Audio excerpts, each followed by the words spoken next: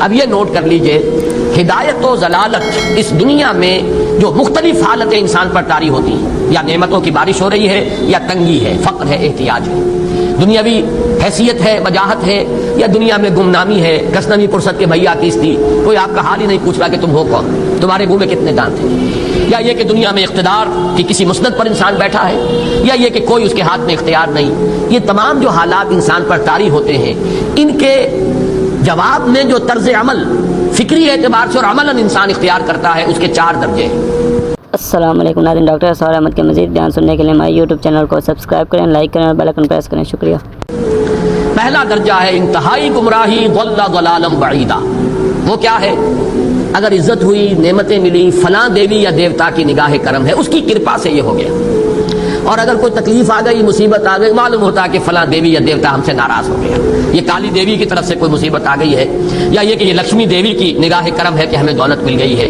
یہ تو ہے شرک۔ شرک ہونے کے اعتبار سے یہ ہے ضل ضلالا بعیدا، انتہائی پستی۔ اس پستی سے اوپر آئیں گے تو توحید کی پہلی منزل ہے۔ عزت دی اللہ نے دی، اگر کوئی تنگی آ گئی، فقر، تکلیف، کوئی ذلت، رسوائی، یہ بھی اللہ کی طرف سے۔ ایک اعتبار سے تو انسان ہدایت پر آ گیا، بڑی گہرائی تھی اس گندگی کی اور اس خباثت کی جو شرک جس کا نام ہے، اس سے انسان نکل آیا، نجاست سے۔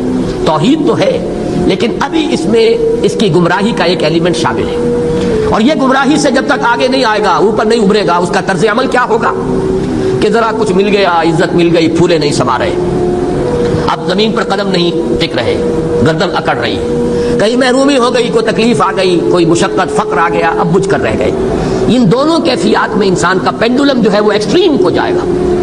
یہ کب ہوگا؟ جبکہ انسان یہ سمجھتا ہے کہ اس دنیا میں جو دولت مل گئی یا عزت مل گئی تو یہ گویا کہ بڑی کوئی قابل فخر شے ہے، اور اگر یہاں پر کوئی تکلیف آ گئی، کوئی مصیبت آ گئی، فقر و فاقہ آ گیا تو یہ گویا کہ بہت ہی اہانت آمیز شے ہے۔ اگر یہ انسان سمجھے گا تو طرز عمل وہ نکلے گا، نتیجے کے طور پر جو میں بیان کر چکا ہوں، یہ گمراہی ہے۔ اس گمراہی سے نکلیں گے تو آپ کس مقام پر آئے؟ دوسری منزل ہدایت کی کیا ہے؟ نہ یہ عزت ہے نہ یہ ذلت ہے، دونوں حیثیتیں برابر ہیں کہ یہ امتحان ہے۔ اسی لیے ان دونوں آیتوں میں ایک لفظ قدر مشترک ہے، اذا مبتلاہ فاما الانسان اذا مبتلاہ ربہ فاکرمہ ونعمہ۔ یہ بھی ایک ابتلا ہے، آزما رہا ہے اللہ، کبھی وہ دے کر آزماتا ہے، کبھی چھین کر آزماتا ہے، کبھی فقر و فاقہ سے آزماتا ہے، کبھی وہ کثرت دولت اور کثرت مال سے آزماتا ہے، کبھی وہ صحت دے کر آزماتا ہے کہ یہ قوت اور توانائی اور صحت جو میں نے دی ہے یہ اس میں کیا کرتا ہے، کبھی وہ مرض کے ذریعے سے آزماتا ہے کہ صبر کرتا ہے کہ نہیں کرتا۔ ہمارے لیے شکوہ اور شکایت تو اس کی زبان پر نہیں آ جاتی، نالا اور شیون تو نہیں آ جاتا، تکلیف جھیلتا کہ نہیں جھیلتا، اس میں تحمل ہے کہ نہیں ہے، تو صبر کرتا ہے یا شکر کرتا ہے۔ یہ دونوں کیفیات در حقیقت اس اعتبار سے مساوی ہے، یہ بھی امتحان، یہ بھی امتحان۔ یہ حقیقت جب سامنے ہوگی، اب وہ پینڈولم جو ہے وہ بہت کم ہو جائے گا، یعنی انسان میں طبعی طور پر تو ایک اثر ہوتا ہے غیر اختیاری، کسی چیونٹی نے کاٹا آپ کے پاؤں پر، آپ اپنا پاؤں ہٹا لیں گے، اس میں کوئی ارادہ نہیں، یہ ریفلیکس ایکشن ہے، غیر اختیاری فعل ہے۔ اس حد تک تو انسان ضرور متاثر ہوتا ہے، اس سے تو کوئی انسان جو ہے وہ بلندر نہیں ہو سکتا۔ حضرت ابراہیم رضی اللہ تعالیٰ عنہ، حضور کے وہ نومولود فرزند، انتقال جب ہو رہا تھا، آپ کی آنکھوں میں آنسو آ گئے۔ اب یہ طبعی اثر ہے، ایک فعل ہے، انفعالی کیفیت ہے جو بالکل طبعی ہے، لیکن یہ نہیں کہ اس کی وجہ سے انسان کی زبان پر کوئی شکوہ آ جائے، کوئی شکایت آ جائے، یہ نہیں ہوگا، یہ ایمان کے منافی ہے۔ اسی طریقے سے اگر کوئی خوشی ہوئی ہے تو چہرے کے اوپر ایک نکھار آ جائے گا، تبسم آ جائے گا، اس سے زائد نہیں۔ اس حد تک تو یوں سمجھیے کہ انسان کا طبعی تقاضا ہے، اس سے زیادہ یہ پینڈولم اگر سوئنگ کر رہا ہے تو گویا کہ اس حقیقت سے انسان محجوب ہے کہ یہ بھی امتحان ہے، یہ بھی امتحان، جو ہم سورہ حدید میں پڑھ چکے ہیں۔ ما اصاب من مصیبت فی الارض ولا فی انفسکم الا فی کتاب من قبل ان نبراها ان ذلک علی اللہ یسیر لکی لا تعصوا علی ما فاتکم ولا تفرحوا بما آتاکم۔ اللہ تمہیں کچھ دے تو اتراؤ مت، اللہ تم سے کچھ چھین لے تو اس کے اوپر افسوس مت کرو۔ یہ نتیجہ ایمان کا نکلنا چاہیے۔ اگر تمہیں ایمان ہے اللہ پر، اگر تمہیں یقین ہے کہ جو کچھ ہوا ہے اللہ کے اذن کے بغیر نہیں ہوا، اگر تمہیں یقین ہے کہ اللہ نے جو میرے لیے طے کیا ہے اس میں میرے لیے خیر ہی ہے، چاہے فی الحال فی الوقت فوری طور پر مجھے ناگوار محسوس ہو رہی ہے بات، لیکن یقیناً میرے لیے اس میں خیر ہے میرے رب کی طرف سے، کہ ہر چساقی ماریخ عین الطاف۔ ہم تو شارٹ سائٹڈ ہیں، ہم دیکھ نہیں سکتے کسی شے کو، ہم اس کے ظاہر کو دیکھ کر گھبرا اٹھتے ہیں کہ یہ تو تکلیف آ گئی، کیا پتا اسی کے پردے میں اللہ کی رحمت آ رہی ہے۔ میں نے وہ رئیس امروہوی کے اشعار آپ کو کئی دفعہ سنائے ہیں، وہ وقت آیا کہ ہم کو قدرت ہماری سعی و عمل کا پھل دے. بتا رہی ہے یہ ظلمت شب کہ صبح نزدیک آ رہی ہے. ابھی ہے کچھ امتحان باقی، فلاکتوں کے نشان باقی. قدم نہ پیچھے ہٹے کہ قسمت ابھی ہمیں آزما رہی ہے. رئیس اہل نظر سے کہہ دو کہ آزمائش سے جی نہ ہارے. جسے سمجھتے ہو آزمائش وہی تو بگڑی بنا رہی ہے. اسی آزمائش سے تو بگڑی بنے گی. اسی سے تو تمہارا خیر جو ہے اجاگر ہوگا، سامنے آئے گا، پتہ چلے گا who's who, what is what. ابو بکر میں کتنا یقین اور ایمان تھا، یہ کیسے معلوم ہوگا؟ کیسے معلوم ہوگا کہ بلال میں کتنا سہار، کتنا تحمل تھا، کتنا صبر تھا، اگر وہ مصیبت ان پر نہ آتی کہ جو امیہ ابن خلف کے ہاتھوں ان پر قیامت ٹوٹ رہی تھی. تو یہ ساری چیزیں جو ہے ما اصاب من مصیبت فی الارض ولا فی انفسکم الا فی کتاب من قبل ان نبرأ ان ذلک علی اللہ یسیر لکی لا تأسوا علی ما فاتکم ولا تفرحوا بما آتاکم واللہ لا یحب کل مختال فخور. اگر اس حقیقت سے محجوب ہو جاؤ گے تو پھر اختیال اور فخر اور گھمنڈ پیدا ہو جائے گا تمہارے اندر، یا دوسری طرف مایوسی، کمر ہمت ٹوٹ کر رہ جائے گی، خودکشی کرنے کو انسان آمادہ ہو جاتا ہے ذرا کوئی ناکامی دنیا میں آ گئی، کوئی تکلیف آ گئی. یہ ہے در حقیقت تیسری منزل، ہدایت کی دوسری سیڑھی. پہلا کیا تھا؟ نہایت ضل ضلالا بعیدا. کوئی خیر مل گیا تو کسی دیوی کی نگاہ کرم، کوئی تکلیف آ گئی تو کسی دیوتا کی ناراضی. یہ تو ہے ضل ضلالا بعیدا. اس سے اوپر آئے، یہ پہلی سیڑھی ہدایت کی ہے. عزت ہے تو اللہ کی طرف سے، اور اگر کوئی ذلت ہے، تنگی ہے تو اللہ کی طرف سے. یہ ہدایت کا آغاز ہو گیا. یہ توحید کی بنیادی منزل ہے. اس سے اگلی منزل، یہاں کی ذلت نہیں، یہاں کی عزت نہیں. ذالک یوم التغابن، ہار اور جیت کے فیصلے کا دن تو قیامت کا دن ہے. وہاں معلوم ہوگا جس کو اس روز عزت ملی وہ عزت والا ہے، جو اس روز ذلیل ہو گیا وہ ذلت والا ہے. یہ تو امتحان ہے، دارالامتحان ہے. خلق الموت والحیات لیبلوکم ایکم احسن عملا. یہ تو دارالامتحان ہے. امتحان ہونے کے ناطے دونوں برابر ہیں. اس سے اوپر ہے ایک چوتھی منزل، ہدایت کی تیسری منزل. وہ کیا ہے؟ عام طور پر انسان یہ سمجھتا ہے کہ یہ جو آزمائش ہے تنگی کی اور فقر و فاقہ کی، یہ سخت تر آزمائش ہے، اور نعمتوں کی بارش ہو تو یہ آسان آزمائش ہے. یہ بھی ابھی گمراہی کا ایک پرت جو ہے اس کی باقی ہے. ابھی ہدایت کا جو کامل جو ہوگا انکشاف وہ کب ہوگا؟ جب انسان اس حقیقت کو جان لے کہ جہاں وسعت ہو، جہاں کثرت ہو، وہ زیادہ بڑا امتحان ہے، سخت امتحان ہے، بجائے اس کے کہ اگر قلت ہے، کمی ہے، یہ کم تر امتحان ہے، یہ کم بھاری امتحان ہے. کیوں کہ اگر آپ کے پاس کثرت ہے آپ کے اندر غفلت پیدا ہو جائے. کثرت کا لازمی نتیجہ غفلت ہے.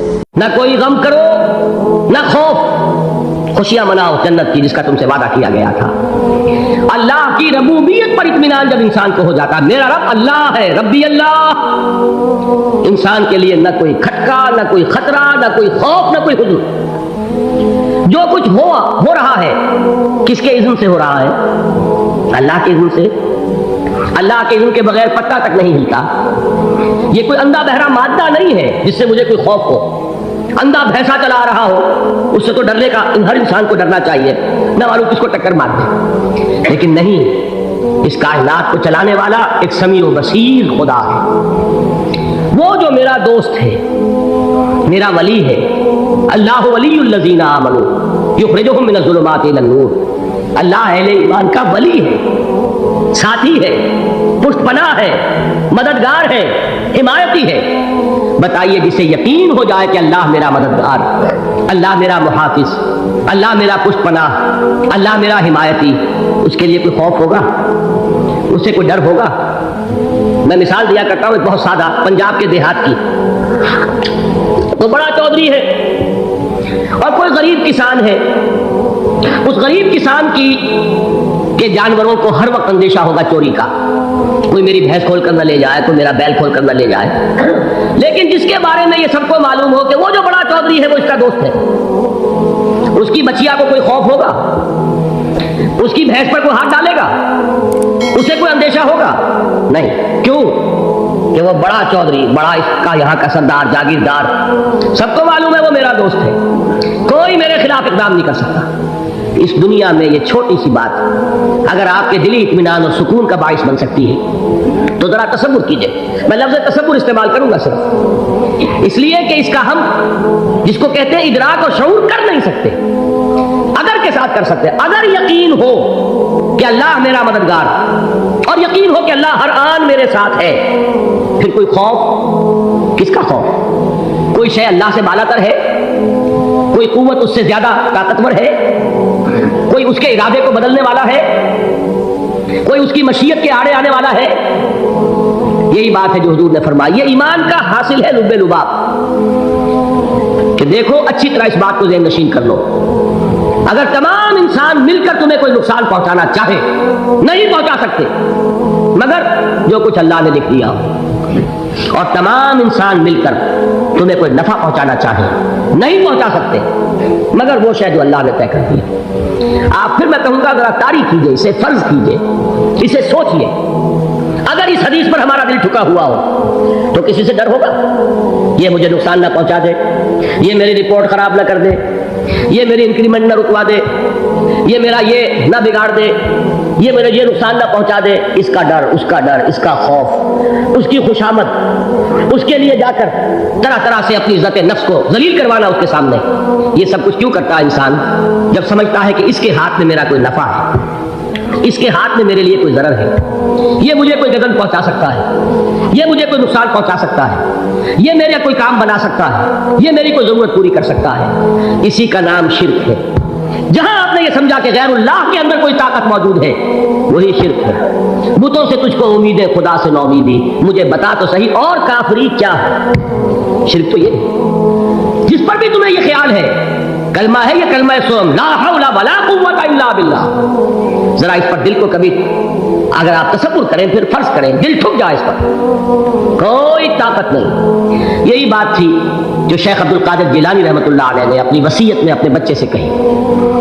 11ویں دینے والے ہیں لیکن حضرت شیخ عبد القادر جیلانی کی وصیت اور تعلیمات کو کتنے لوگ ہیں جانتے ہو؟ یہ جن مقامات تک پہنچے ہیں وہ کس چیز کی بدولت پہنچے؟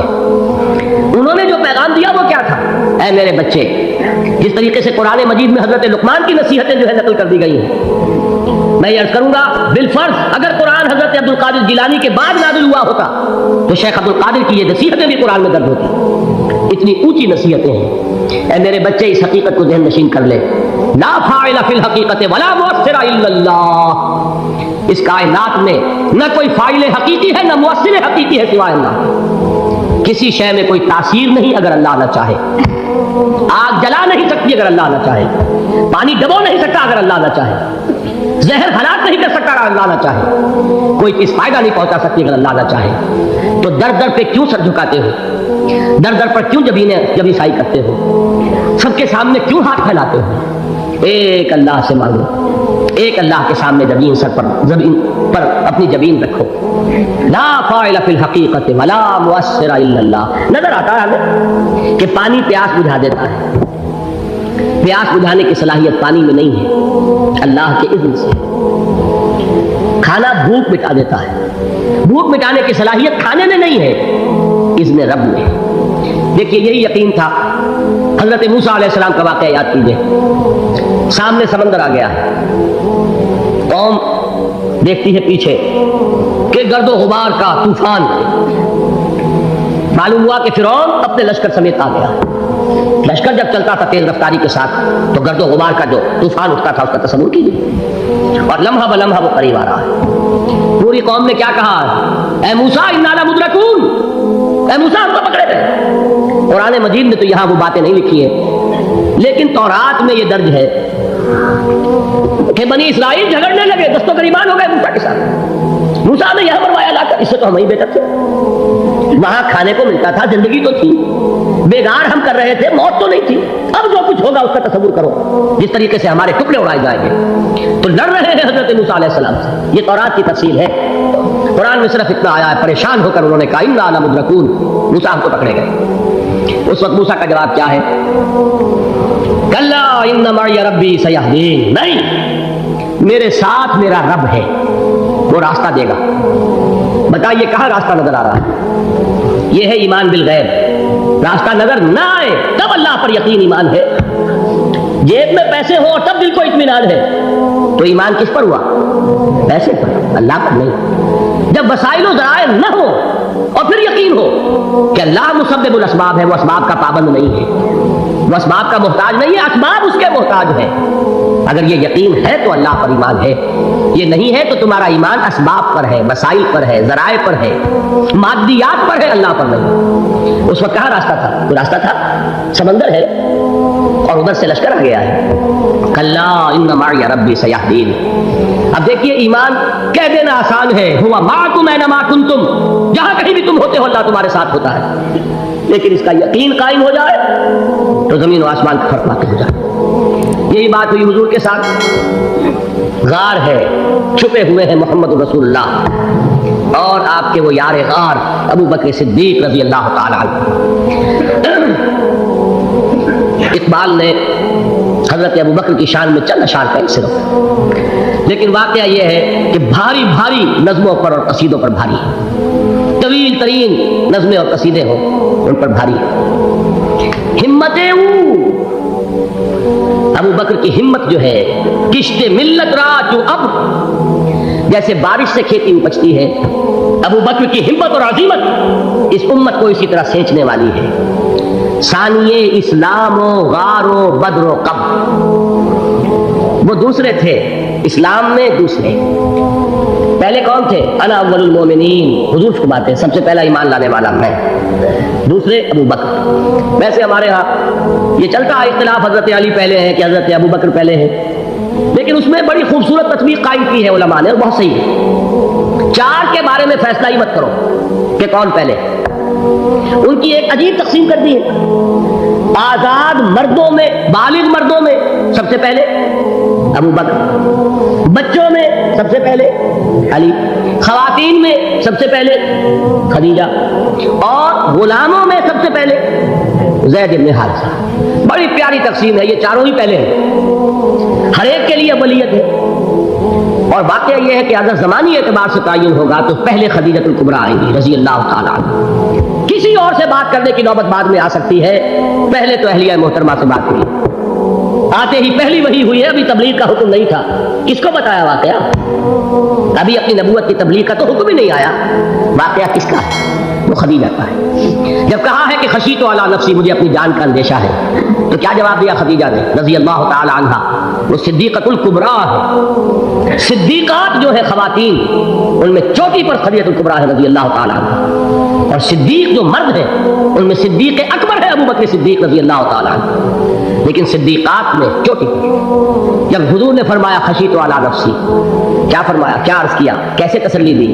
نہیں اللہ آپ کو ضائع نہیں کرے گا، آپ غریبوں کے ہمدرد ہیں، آپ مساکین کے تکالیف رفع کرنے والے ہیں، آپ بیواؤں کی سرپرستی کرتے ہیں، آپ مسافروں کی خدمت کرتے ہیں، اللہ آپ کو ضائع نہیں کرے گا۔ یہ یقین ہے اس خاتون کے اندر۔ خیر وہ ایک علیحدہ بات ہو جائے گی، میرے دل پر حضرت خدیجہ رضی اللہ تعالیٰ عنہ کی شخصیت کا بڑا گہرا نقش جو وہ کوئی اور ہی وقت اور موقع ہوا تو بیان ہوگا۔ بہرحال اقبال نے ایک مصرے میں جو چار اولیتیں جمع کر دی ہیں، ہمتیں کشت امت را چو ابر، ثانی اسلام و غار و بدر و قبر۔ اسلام میں حضور کے بعد پہلے کون؟ ابو بکر۔ غار میں حضور کے ساتھ کون؟ ابو بکر۔ بدر کی رات اللہ کا رسول سر بسجود، وہ جھاڑ، وہ گھاس پھوس کی جو جھوپڑی بنائی گئی تھی، اور وہاں تلوار ننگی لے کر پہرا دینے والا کون؟ ابو بکر۔ اور اس حجرہ عائشہ میں محمد کے بعد سب سے پہلے دفن ہونے والا کون؟ ابو بکر رضی اللہ تعالیٰ عنہ صلی اللہ علیہ وسلم۔ وہ جو معاملہ میں سنا رہا تھا غار ثور کا، حضرت ابو بکر بھی حضور کے خیال سے لرز گئے ہیں۔ آپ کو یاد ہوگا کہ جا کر پہلے تمام جتنے سوراخ تھے انہیں بند کیا، ایک سوراخ رہ گیا تھا جس کو بند کرنے کے لیے کوئی کپڑا نہیں تھا، وہاں اپنی ایڑی رکھی ہے، تب کہا ہے حضور سے تشریف لائیے، اور اپنے زانو پر حضور کو لٹایا ہے، اور وہاں کسی موذی جانور نے کاٹا ہے، حضور کی آنکھ لگ گئی تھی، اس وقت اس بل کے اندر جو بھی بچھو ہے کیا ہے واللہ عالم، اس نے کاٹا ہے، اس کی تکلیف کی وجہ سے ابو بکر کی آنکھوں سے آنسو ٹپک گئے، حضور کے چہرے مبارک پر پڑے ہیں، تو حضور جاگے ہیں، معاملہ کیا ہے؟ ایڑی نہیں ہٹائی وہاں سے، مبادا وہ جانور وہاں سے نکل کر محمد الرسول اللہ کو کوئی گزن پہنچا دے، ابو بکر کی ایڑی ہے، جس طرح چاہے کھا لے، ختم کر دے، جان نکل جائے تب کوئی آنچ آئے، محمد پر تو آئے۔ لیکن جیتے جی نہیں، وہ ہے ابو بکر۔ حضور کے خیال سے اس وقت حضور نے پھر اپنا لعاب دہن لگایا ہے اور اس سے پھر آپ کی تکلیف ختم ہوئی۔ جیسے خیبر میں حضرت علی کی آنکھ دکھ رہی تھی، اس کو جو شفا حاصل ہوئی ہے وہ بھی حضور کے لعاب دہن سے ہوئی۔ السلام علیکم ناظرین، ڈاکٹر اسرار احمد کے مزید بیانات سننے کے لیے آپ ہمارے چینل اسلامک ایلیویٹڈ کو سبسکرائب کریں اور بیل آئکن بٹن کو پریس کر دیں تاکہ ہر نئی ویڈیو آنے والی آپ تک سب سے پہلے پہنچ سکے۔